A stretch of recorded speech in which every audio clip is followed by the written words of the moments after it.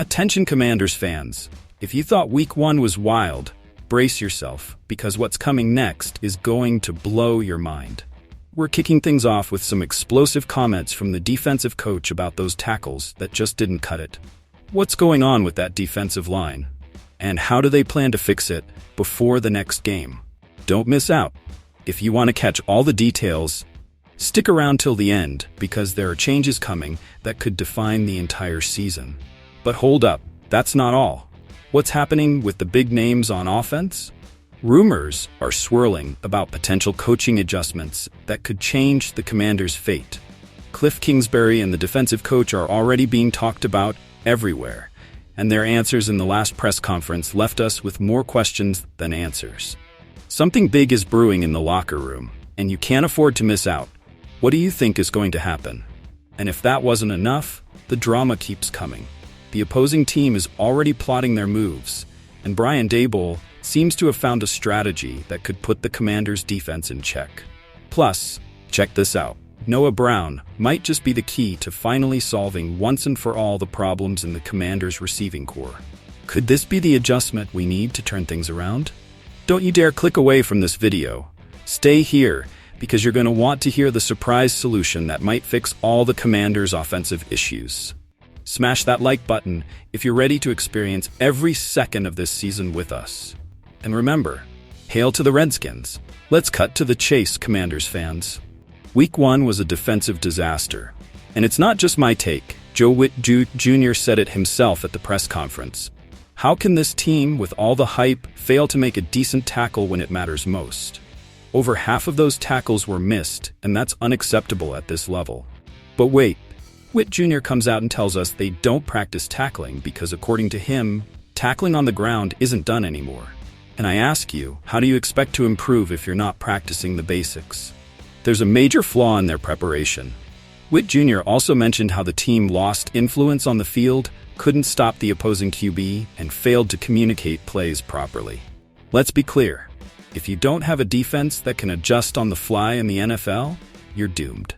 So why weren't these players ready? It's not just about talent, it's about preparation and execution. And if communication breaks down, it doesn't matter how good the players are on paper. Everything falls apart on the field. Now, here's the most frustrating part. No forced turnovers, zero nada. A team that aims to compete can't afford to not create defensive opportunities. Where's that aggressive edge we need in Washington's defense? I'll tell you this. If they don't fix their defensive attitude right now, we're going to lose many more games this season. Now, Cliff Kingsbury had his turn in front of the media as well. And I ask you, are you satisfied with what you're seeing on offense? I'm not. Even though Kingsbury isn't primarily responsible for the defense, he needs to have a say about the team as a whole. There has to be shared accountability for this mess. We can't keep blaming just one side of the ball when we all know this is a collective issue. So what's next? We've got a home game against the Giants coming up. And I'm telling you, it won't be easy. If we don't fix those communication problems and get tougher on defense, we're in for another hard hit.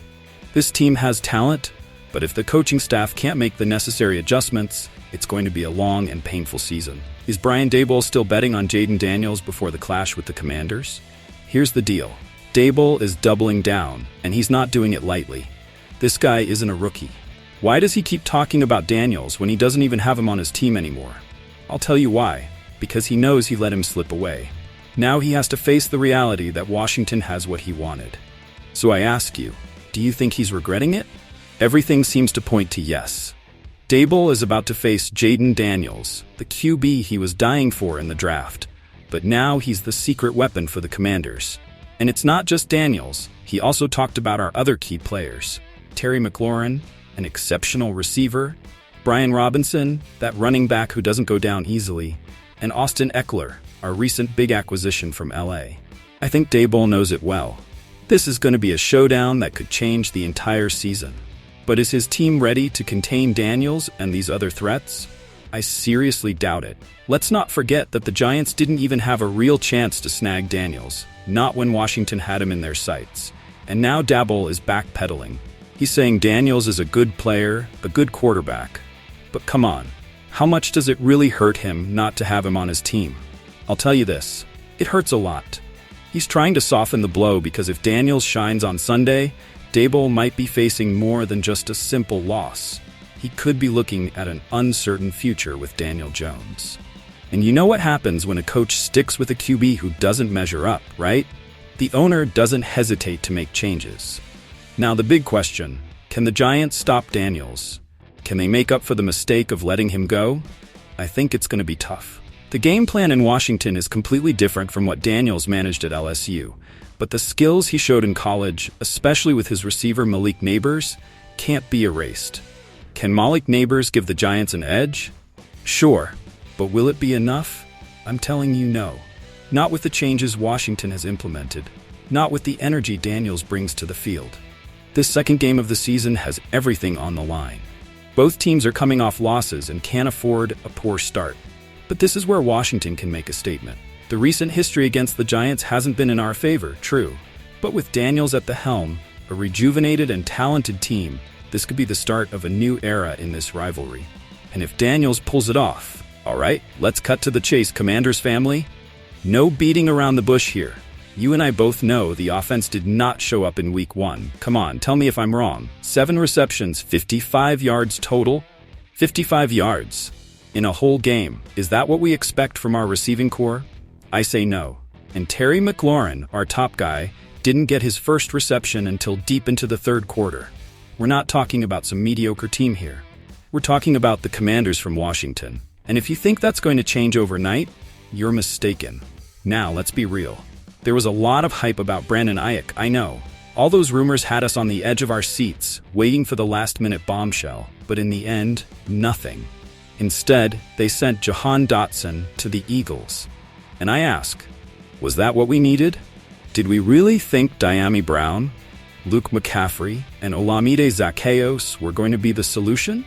I'll tell you this, after the first game, it doesn't look like it.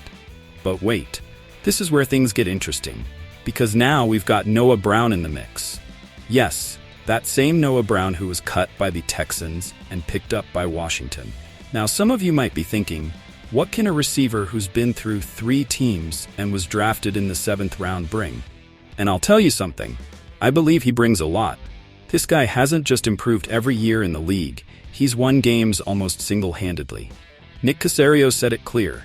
Brown practically won them 2 games last year against the Bengals and the Bucks. Isn't that enough to give him a shot? Because I think it is. Now think about this. Noah Brown is a 6'2", 225-pound guy. He has presence. And not only that, his yards after catch last year were spectacular, the 3rd best in the league. And we're not talking about just any league. We're talking about the NFL. How come we haven't given him a chance before? Don't you think he could be the kind of player who unlocks that offense we're missing? Because I believe he can. And don't get me wrong, at 28, he's not a youngster. But he still has legs. He's only started 25 games in his career. And if you ask me, this could be the moment for him to break out. Or are you going to tell me there aren't examples of players who hit their stride after 28? What about Rod Smith, Wes Welker, or even Brandon Lloyd? Sometimes all it takes is the right team and the right moment. So I ask you, is Noah Brown the missing piece? Is he the key to solving this big problem we have with the receiving core? Because listen to me, I think he has everything we need. And it wouldn't be the first time someone finds their best version on a new team. Think about what Mohamed Sanu did when he joined the Falcons under Dan Quinn. That guy became a key player in Atlanta. Why couldn't Noah Brown do the same here in Washington? Commanders Nation, the moment of truth is here. We need your collective wisdom to figure out the future of our team. Can Witt Jr. fix our defense before it's too late? The answer is in your hands, fans. But wait, there's more. The rookie sensation is on everyone's radar. Does Jaden Daniels have what it takes to take down the Giants and turn our season around? Your opinion could be the key to predicting the outcome of this crucial matchup. And speaking of game changers, could Noah Brown be the missing piece in our offensive puzzle? The potential is there, but we want to know what you think. Is this the move that will propel us to the top? Commanders family, your voice is crucial in this community. Don't stay silent. Share your theories, predictions, and strategies. Drop your comments below and join the conversation that's shaking up Washington, D.C. And if you're not part of this family yet, what are you waiting for? Hit that subscribe button, activate the notification bell, and join the most passionate pack in the NFL. Every like, every comment, every subscription brings us closer to glory. Don't miss a second of the action. We'll be here, day in and day out, bringing you the latest updates on your Washington Commanders. Because through thick and thin, we're one big family. And remember, hail to the Redskins.